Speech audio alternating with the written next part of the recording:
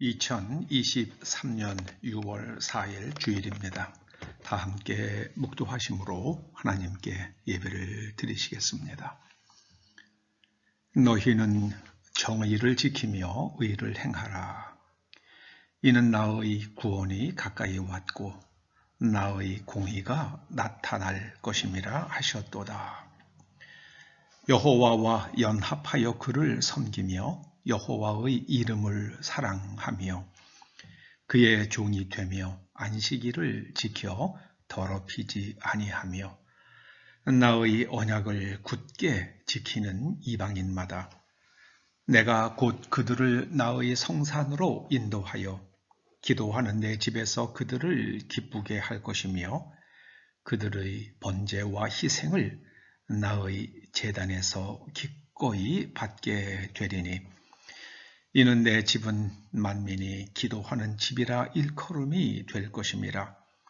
이스라엘의 쫓겨난 자를 모으시는 주 여호와가 말하노니 내가 이미 모은 백성 외에 또 모아 그에게 속하게 하리라 하셨느니라. 하나님은 알지 못한 채 살아온 이 땅 백성들입니다. 하나님께서 구한말 선교사들을 보내셨고 그들을 통하여 이 땅에 복음이 들어왔습니다.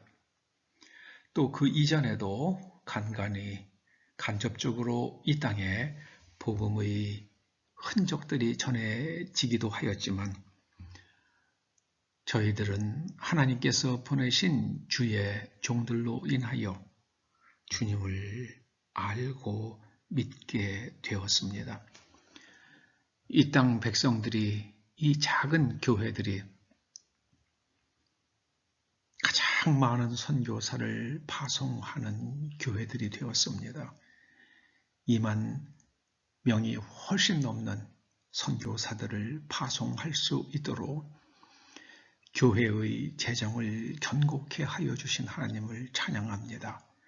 오늘 예배를 드리는 가운데에 하나님께서 한국 교회를 얼마나 사랑하시며 한국 교회가 하나님께 잃어버렸다가 다시 되찾은 드라크마와 같은 존재임을 깨닫게 하여 주시옵소서. 예수님의 이름으로 기원하옵나이다. 아멘.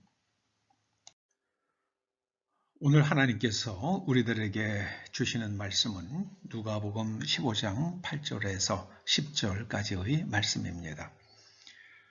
어떤 여자가 10 드라크마가 있는데 하나를 잃으면 등불을 켜고 집을 쓸며 찾아내기까지 부지런히 찾지 아니하겠느냐. 또 찾아낸즉 벗과 이웃을 불러 모으고 말하되 나와 함께 즐기자. 이른 드라크마를 찾아내었노라 하리라. 내가 너희에게 이르노니 이와 같이 죄인 한 사람이 회개하면 하나님의 사자들 앞에서 기쁨이 되느니라. 아멘, 아멘. 이른 드라크마를 찾아내었노라. 이른 드라크마를 찾아내었노라. 이런 제목으로 오늘 은혜 받기를 소원합니다. 우리가 지난주에 상고해 보신 그 이른 양의 비유와 이른 드라크마의 비유는 맥락은 같습니다만은 지향하는 내용은 다소 차이가 있습니다. 예수님 당시에 통용되던 화폐는 데나리온이었습니다. 로마의 통치를 받고 있었기 때문에 로마의 화폐를 사용을 했습니다. 그런데 오늘 예수님의 비유에 나오는 드라크마는 알렉산더 대왕 때에 통용되던 화폐였습니다. 이 드라크마는 10개가 짝을 이루고 하나의 세트라고 그럽니다. 예전에 우표들이 세트로 발행이 되었죠. 그래서 수집가들을 위해서 발행된 세트로 된 우표들은 그 짝이 다 있어야지만 전 그 우표가 다 있어야지만 가치가 있죠. 그 중에서 하나나 두 개가 빠지면 값이 뚝 떨어지잖아요. 그 예수님 당시에 유대인들은 이 드라크마를 10개씩을 하나의 세트로 해서 각기 모양이 조금씩 다른 드라크마를 세트로 수집하는 그런 일들이 있었다고 합니다. 이 이야기는 영국의 그 신학자인 윌리엄 바클리의 데일리 바이블 스터디에 나오는 이야기입니다. 저는 오늘 본문을 읽으면서 어쩌면 이 드라크마 비유는 한국인들을 향한 주님의 말씀을, 주님의 마음을 드러내는 비유가 아닐까 그렇게 생각해 봅니다. 먼저 이 한국인과 그 유대인들 사이의 그 이스라엘 성경에 기록된 인물들과의 연관성을 생각하게 만드는 몇 가지 유적과 유물들에 대해서 한번 말씀을 드려봅니다. 우리나라 서울 광화문에 있는 국립중앙박물관에 소장되어 있는 유물 가운데 일제시대 때에 대동강 유역을 발굴할 때 발견된 막새가 있다고 합니다. 직경이 16cm 조금 넘는 그 정도 크기의 막새인데 그 막새가 2점이에요. 또 한 점은 그때 3개가 발견이 되었는데 또 하나는 광주 박물관에 소장되어 있다고 합니다. 근데 이 중앙박물관에 있는 막새 2점에는 아주 특이한 문자가 양각되어 있다고 합니다. 이 문자는 다름 아닌 주전 1000년경에 사용되던 고대 히브리 문자였습니다. 너무 신기하지 않아요? 대동강변에서 발견된 그 땅속에서 나온 막새에 히브리 문자가 양각된 막새가 나왔다는 게요. 여러분, 막새라는 거는 그 기와 지붕을 이렇게 쭉 올리고 나서 맨 마지막에 진흙이 흘러내리지 않도록 막는, 마지막에 있는 그런 막는 부분이죠. 그런데 그걸 갖다가 이제 틀에다 집어넣고 찍어내는 거잖아요. 근데 그 찍어내는 그 틀에 히브리 문자를 새겨 놓은 겁니다. 그러니까 이제 히브리 문자가 양각되어서 나온 거죠. 그 고대 히브리 문자를 해석할 수가 없었기 때문에 그걸 사진을 찍어서 이스라엘로 보냈다고 합니다. 그러는데요. 그 해독이 해독되어서 왔는데 중앙박물관에 있는 것은 하나는요, 그 뜻이 도착했다 이런 뜻이었고요. 또 하나는 성도가 모여서 기도함으로 하나님의 나라가 회복된다는 그렇게 해독이 온 거예요. 참 놀랍잖아요.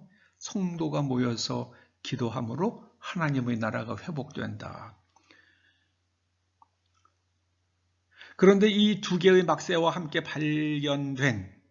발굴된 또 다른 막새 하나가 광주 박물관에 있다고 말씀을 드렸죠. 거기에는 더 기가 막힌 글자가 양각되어 있었던 겁니다. 오엽화, 이파리가 꽃잎이 5개인 꽃이죠. 오엽화와 협력하여 신의 나라에 들어가라. 오엽화로 상징되는 것은 무궁화죠.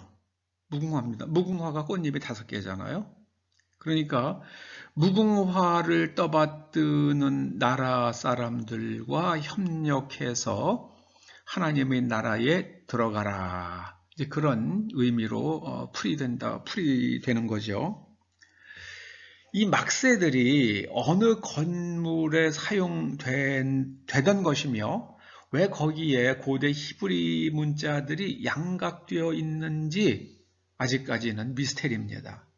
그러나 분명한 것은 고대 히브리 문자를 막새에 새겼다는 것은 거기에 그럴 만한 문화적 혹은 신앙적 이유가 있었던 것이라 추측해 볼 수 있겠죠. 또 하나입니다. 경주에 가면 천마총이라고 불리는 고분이 있습니다. 말에 씌우는 진흙바지에 천마가 그려져 있기 때문에 천마총이라고 불리게 된 고분입니다. 그런데 이 천마총에서 발견된 유물들 가운데에 가장 사람들을 놀라게 한 유물은 푸른색 아주 파란 빛이 나는 유리잔이었습니다. 이 유리잔은 지중해에서 발굴된 고대 시대의 유리잔들과 형태와 무늬와 재료가 같습니다. 성분 분석을 했더니 그 고대 시대 때 지중해에서 발견된 그 유리잔들과 성분이 같은 거예요.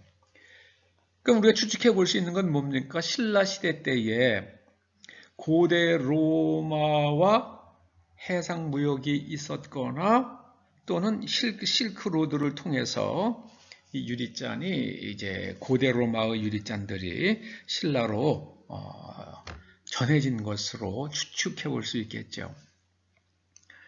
고대 시대에는 우리가 지금 추측하고 혹은 또 아는 것보다 훨씬 많은 교류가 있었던 겁니다. 저는 그 통일신라의 역사 가운데 가장 신비로운 것 중 하나는요, 그 당나라와 신라가 이제 연합군을 만들어 가지고 백제를 무너뜨리잖아요. 그리고 나서는 신라가 이제 그 백제 땅에서 당나라군을 쫓아내는데요. 축출하는데 그때 당나라군이 군대를 철수할 수밖에 없도록 서쪽에서 계속 소요를 일으킨 군대를 일으킨 나라가 있었어요. 그게 토번국이에요. 토번국. 토번국이 지금 티벳입니다. 도대체 근데 이 신라의 요청에 의해서 그 티벳에 있었던 그 왕국이 신라의 요청을 받고 당나라의 서쪽을 친 겁니다. 그때는 시안이라고 그래가지고 지금 시안이죠. 장안. 당나라의 수도가 장안이었잖아요. 그러니까 토번에서 군대를 일으키면은 그 장안을 좀 공격할 수 있었던 거죠. 그 자기네들 그 수도가 위험하니까 군대를 이 한반도에서 철수시켰던 겁니다. 도대체 신라와 토번 사이에 어떤 그런 딜이 가능했는지 전 그게 지금 생각할수록 참 신기할 따름입니다. 어쩌면 이 진흙바지에 천마가 그려져 있다거나 아니면은 그 신라 시대 때 신라의 고분에서 발견된 유물들로 볼 때에 그 유라시아 초원벨트라고 불리는 지금은 뭐 사막이 됐지만은요. 유라시아 초원벨트로 불리는 그 땅을 오가는 거기에 문화의 확산 경로들이 있었던 게 아닌가. 저는 우리의 아주 오래전 우리 조상들이 그 유라시아 초원벨트를 타고 동진하다가 이제 이 한반도까지 와서 정착한 것이 아닐까. 그렇게 한번 추측을 해보는 거죠. 꽤 오래전부터 한 몇십 년 되는 것 같아요. 적어도 1980년대 정도는 돼요. 그때부터 한국 교회 안에는 이 한국인의 뿌리를 성경에서 찾아보자는 그런 노력을 기울이는 사람들이 나타나기 시작을 했습니다. 그 가운데 아주 대표적인 인물이 고대 아카드어까지 공부한 한세대학교 교수였던 김성일 장로님이죠. 이분은 창세기 10장 25절 이하에 기록된 에벨의 아들 벨렉과 욕단의 기록을 보면서 이 욕단의 후손들이 동쪽으로 가서 정착을 한 것으로 성경에 기록되거든요. 그래서 욕단의 아들과 우리 한국인의 뿌리가 어떻게 연결되는 것이 아닌가라는 추측을 내놓은 적이 있었습니다.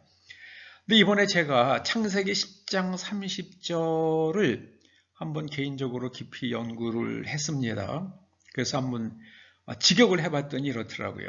성경에는 이렇게 되어 있습니다. 그들이 거주하는 곳은 메사에서부터 스발로 가는 길의 동쪽 산이었더라.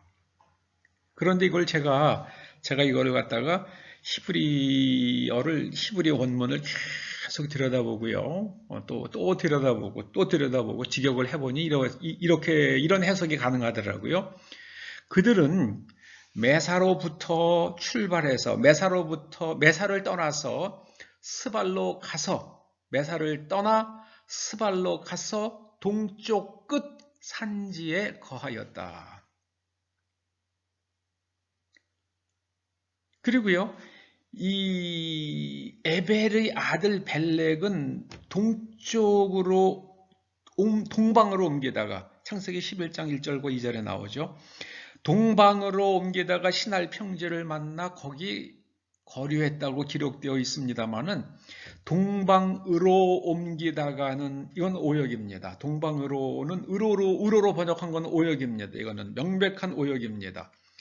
이게 아마도 그 성경을 번역한 제롬, 불가타 성경을 번역한 제롬은 그렇게 머릿속에 그 인류의 이동에 대해서 가지고 있었던 기본 틀 때문에 히브리 원문에도 불구하고 무엇으로부터 영어의 from에 상당하는 히브리어 미라는 전치사를 이거를 동방에서부터 와서가 아니라 동방으로로 이렇게 의도적으로 번역한 것으로 추측됩니다.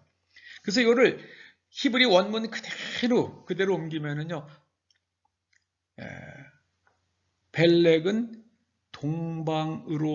동방에서 옮겨오다가 동쪽에서 옮겨오다가 신할 평지를 만나서 거기에 정착했다. 이렇게 번역하는 게 맞죠.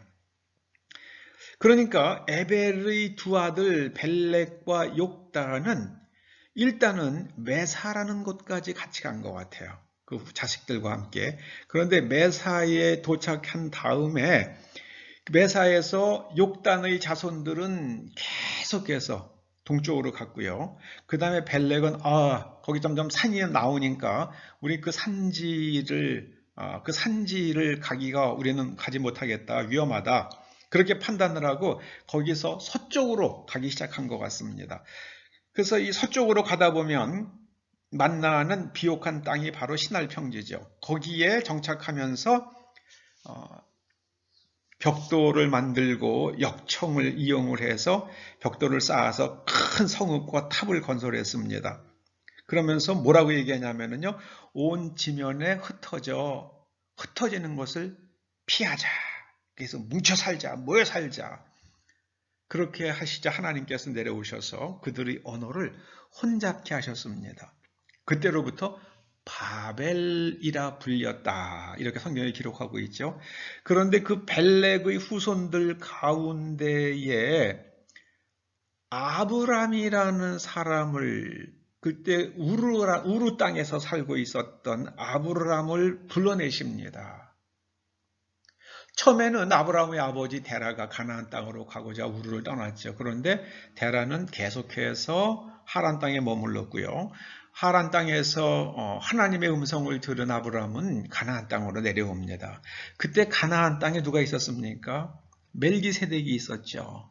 그런데 히브리 사람들은요, 유대인 랍비들은 이 멜기세덱을 셈이라고 생각을 합니다. 그렇게 이해를 합니다. 그 셈이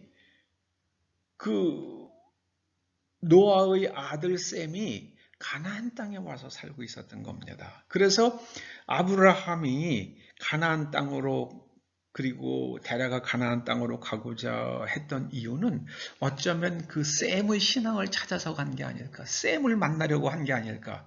그래서 아브라함이 멜기세덱을 만났을 때에 11조를 바치잖아요.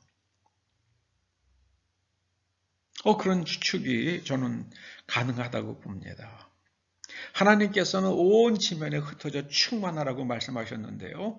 그런데 벨렉의 자손들은 시날 평지에서 벽돌을 만들고 역청으로 벽돌을 쌓아서 탑을 만들며 흩어지지 못하게 사람들을 그냥 억압했던 것이죠. 그때 하나님께서 그 믿음의 후손들을 선택하시는데 그게 바로 아브람과 이삭과 야곱입니다. 그리고 에벨의 자손들 중에 하나인 욕단, 에벨의 작은 아들인 욕단은 동쪽으로 가게 되는 거죠. 계속해서 동쪽으로 가는 겁니다. 빛을 찾아서 가는 거죠. 빛. 동쪽에 해 뜨는 곳이니까는요. 계속 빛을 찾아서 동쪽으로 떠난 것이 아닐까. 이렇게 한번 상상을 해봅니다.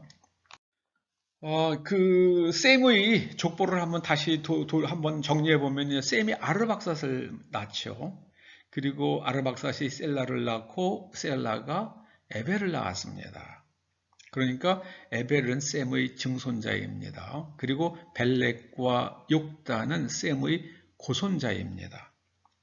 이제 벨렉이 르를 낳고 르가 스룩을 낳고 스룩이 나홀을 낳고 나홀이 데라를 낳고 데라가 아브라함을 낳았습니다. 그러니까 아브라함은 벨렉의 5대손입니다. 5대손. 그리고 욕단의 아들들의 명단이 쭉 나오죠. 13명이 나오는데 그들은 동쪽으로 가서 이제 정착을 합니다. 산지에 가서요. 참 재밌는 게 하나 있습니다. 그게 뭐냐면요, 그 세계의 지붕이라고 불리우는 파미르 고원입니다. 중국 한나라 때의 역사서인 한서에서는 이 파미르를 총령, 한문으로 총령이라고 그렇게 기록을 하고 있다고 그럽니다. 그걸 제가 이렇게 사진을 찍은 거를 이렇게 이제 보니까는 총령이라고 정말 써 있더라고요. 이 총자는 파를 뜻합니다. 파 총자예요. 그리고 령은 고개령 혹은 마루, 산마루를 가리키는 높은 곳을 가리키는 령, 마루령, 고개령 그렇죠. 그러니까 파가 많은 높은 산, 높은 마루, 파가 많은 높은 산지 이런 뜻이죠. 근데 왜 파미르라고 그랬을까? 파마루, 이게 파미르가요. 어떤 사람이 이렇게 추측을 하더라고요. 파미르는 파마루에서 나왔다. 파마루는 한국인들의 조상이 되는 사람들이 그 땅을 지나면서 파가 많이 나니까 자생하는 파를 보면서 여기는 파가 많이 나는 그런 높은 산지구나, 파마루구나. 그렇게 해서 거기가 파마루라고 불렀는데 파마루가 파미르로 이제 음이 변했다고 그렇게 추측을 하는데요. 파미르가 총령이라고 그렇게 기록된 것을 보면 저는 이 추측이 사실일 수 있다고 그렇게 생각이 되더라고요. 파미르요. 이거는 파가 많이 나는 곳.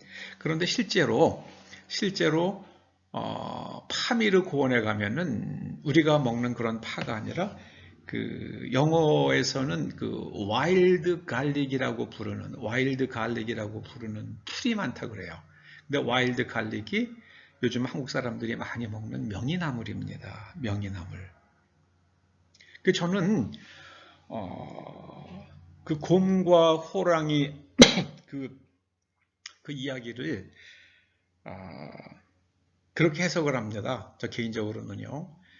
이 명이나물 그 풀떼기만 먹으면서도 사람으로서의 인간으로서의 본연의 모습을 끝까지 지킨 사람들.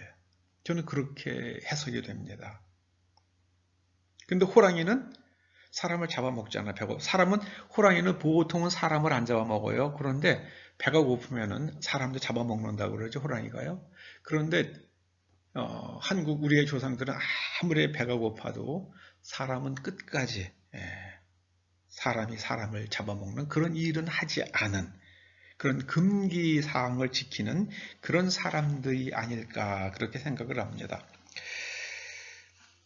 제가 어렸을 때에 중학교 고등학교 1학년 때에 한문 시간에 삼국유사를 배웠어요. 거기에 이제 그 단군 신화를 배웠는데 보면 유서 환인의자 환웅이 수의 천하하고 육구 인세하니 부지 자의하고 하시 삼위하니 태백하이 홍익인간 이제 그런 걸 이렇게 지금도 기억이 나요. 근데 이 환자가 환인 환웅할 때 그 환자가 무슨 뜻이냐면요. 빛 환자예요. 빛환. 그러니까 빛을 추구하는 사람들, 밝음을 추구하는 사람들. 그 사람들이 태백에 와서 모든 사람에게 유익한 홍익, 모든 사람이 더불어 잘 사는 아름다운 조화를 이루며 사는 그런 세상을 꿈꾸는 홍익 인간을 꿈꾸는 하나님의 나라 신시를 베풀었습니다. 저는 그 고대 히브리 문자가 나온 이유가요. 오엽화와 협력하여 신의 나라에 들어간다. 그 신시를 그 천재단이라고 그러잖아요. 그래서 이 천재단에서 그 단을 쌓고 하늘에 제사 지내는 사람을 가리켜서 그걸 갖다가 단군이라고 그랬어요. 단군의 뜻은요. 제사를 지내는 사람이에요. 제사장이에요. 제사장. 그 단군 왕검 하면은 왕검은 고유명사고요. 단군은 이거는 직함을 가리키는 말입니다. 그래서 우리의 조상이 단군이라고 그러는 거는 이상한 표현이죠. 네. 그거는 단군은 고유명사가 아니라 그거는 보통 명사입니다. 그거는 제사장이에요. 제사장. 그래서 재밌는 게요. 그 강화도에 있는 만이산에 가면 거기 천재단이 있잖아요. 그 천재단이 이게 동쪽을 향해서 지어야 될 것 같은데 그게 서쪽을 향하고 있습니다. 그래서 김성일 장로 같은 분은요. 아까 이야기한 서두에 말씀드린 김성일 장로 같은 분은 그 우리의 조상들이 하늘의 제사를 지낸다고 그럴 때에 서쪽을 향해서 제사를 지냈던 이유는 그들이 떠나온 땅, 그 아라랏산에 강림하셨던 그 하나님, 그 서쪽에서 노아와 새로운 언약을 맺으셨던 하나님, 그 하나님을 추억하면서 서쪽을 향해서 하늘의 제사를 지낸 게 아니냐 그런 추측을 하는데 저는 굉장히 귀가 열리더라고요. 그런 주장에 마음이 열리더라고요. 미국 인디언 인디언 가운데 아파치족이라고 있죠. 근데 그 아파치족의 그 뿌리의 그 아파치족의 말의 뜻이 아버지래요. 그러니까는 아파치가 아바지에서 나왔고 아바지는 아버지에서 나왔는데 옛날에 이북 사람들은 평안도 사람들 아바디 그랬잖아요. 그래서 이 아버지와 아파치가 언어적 연관성 있는 것으로 추측하는 선교사들이 있습니다. 근데 이 미국에 있는 현재 좀 남아 있는 그 인디언들이요 후손들이 백인들이 복음을 전하면 절대로 안 받아들인대요. 그런데 한국 사람이 가서 복음을 전하면 받아들인다고 그럽니다. 멕시코라는 말의 뜻, 멕시코라는 그 나라 이름의 뜻이요. 맥의 땅이래요. 맥의 땅. 옛날에 우리 그 동이족이 살고 그 중에 하나가 예맥이라고 있잖아요. 맥족, 예맥. 그래서 그 사람들이 베링해를 건너서 옛날에는 수심이 얕았으니까는요. 그래서 이 베링해를 건너서 지금보다 한 150m 수심이 낮았다고 그러죠. 베링해를 건너서 북아메리카를 지나서 지금 멕시코 땅에 정착한 것이 아닌가. 그래서 지금 한국 사람들과 그런 아파치족 멕시컨들의 그 미토콘드리아 DNA를 분석을 이렇게 해보면은요. 거기에 상당한 유사성이 있다고 그럽니다. 상당한 유사성이 있다고 그럽니다.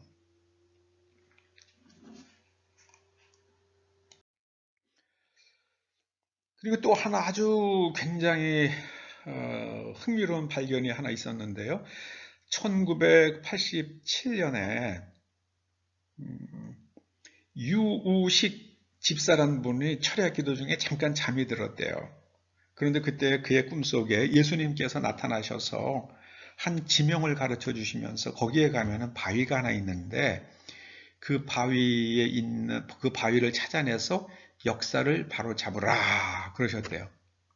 그래서 꿈속에 가르쳐 주신 그 지명, 경북 영주군 평은면 강동리 왕유동, 거기를 찾아가서 여기에 부처바위가 있느냐 이제 그렇게 물었더니 그 시골 노인들이 가르쳐 주어서 갔더니 이끼가 덮여 있는 한 높이 5m 정도의 바위가 있었다고 그러죠. 그래서 마을 사람들한테서 사다리를 빌려다가 그 이끼를 벗겨냈더니 거기에서 가로 세로 대략 30cm 정도 크기의 4개의 음각된 글자들이 나온 거예요. 근데 오른쪽에 두 글자는 히브리 고대 문자고요. 그 다음에 왼쪽에 두 개는 사람이 무엇인가 동작을 하고 있는 듯한 것을 나타내는 그림 글자였습니다. 그런데 그 히브리 글자의 첫 글자가 타우예요, 타우. 그리고 두 번째 글자, 히브리 글자는 오른쪽에서부터 왼쪽으로 쓰거든요. 그래서 두 번째 글자가 mem입니다. mem. 그래서 이거는요, 도마 사도를 가르칠 때 히브리 말로 쓰면요, 타우mem이에요, 타우mem. 그래서 도마 사도가 온 것 아닌가 그런 추측을 합니다. 그래서 그걸 요즘에는 분처바위라고 그러는데 분처가 그 예수님의 제자를 뜻하는 말이라고 그렇게 그래요. 그런 것도 나왔습니다. 그리고 거기에 새겨진 아까 이제 타우mem과 그 옆에 있는 두 개의 그 그림이 이렇게 그려져 있는 문자가 있다고 그랬죠. 글자 모양의 그 전체적인 거기 쓰여 있는 그림이나 새겨져 있는 그림이나 이런 것들이요. 그 예전에 중국에 전파된 경교에서 나오는 그런 유적에서 나오는 그런 그림들과 아주 유사성이 있다고 그럽니다. 그래서 저는 한국은 어쩌면 하나님께서 잃어버린 한국까지 되찾아야지만 한국까지 하나님의 빛의 자녀로 되찾아야만 하는 그래서 이 한국에서 정착한 이 한반도 이 유라시아 대륙의 끝에 있는 동쪽 끝에 있는 한반도로 흘러들어간 욕단의 후손들을 추적하셔서 찾아내시는 하나님께서 이제는 내가 잃어버린 드라크마를 찾아내었노라 하고 말씀하시는 것처럼 제 귀에 계속 들려요. 그런 말씀으로 계속 다가옵니다. 놀라운 게요. 한 20여 년 전에는 미국에서 파송한 선교사의 숫자가 한 3만 명 가까웠습니다. 그리고 우리나라에서 파송한 선교사가 12,000명 됐어요. 한 20년 전에. 근데 지금은요, 우리나라에서 파송한 선교사의 숫자는 더블이 됐어요. 20년 전에 비해서. 근데 미국은 좀 줄었어요. 그 바람에 미국에서 파송한 선교사의 수보다 현재 한국에서 파송한 선교사의 숫자가 더 많다고 그럽니다. 저는 오늘날 한국에서 이렇게 반도체라거나 차량용 전지라거나 또는 그 무기들이요, 군사 무기들이나 모든 것들이요, LNG 선이나 이런 것들이 그렇게 기술이 발달되는 이유가 하나님께서 지하 자원도 없고 농사 지을 땅도 없는 이 백성들에게 하늘의 불을 주셔서 그리고 그 교회들이 부욕해 하셔서 그 교회들을 통해서 복음을 땅 끝까지 전하시기 위함이 아닌가. 그리고 이 땅 백성들은 예수 그리스도께서 말씀하신 바 잃어버린 드라크마, 이 짝을 다 찾아야지만 되거든요. 그래서 그 이방인들을 아까 제가 예배 시작하면서 읽어드린 말씀대로요. 그 이방인들을 찾아서 짝을 채우시겠다는 그 하나님의 뜻이 드러나는 그런 말씀이 아닌가. 이사야 선지자를 통해서 주신 그런 말씀이 아닌가. 그런 생각이 듭니다.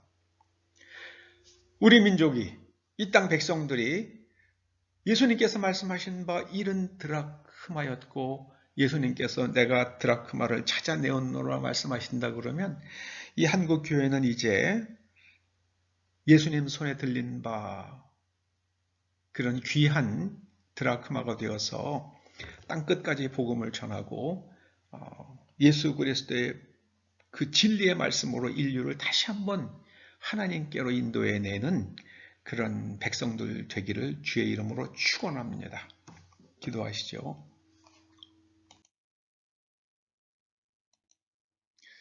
하나님 아버지 감사합니다. 새로운 땅에 정주한 과연 6단의 후손들입니까?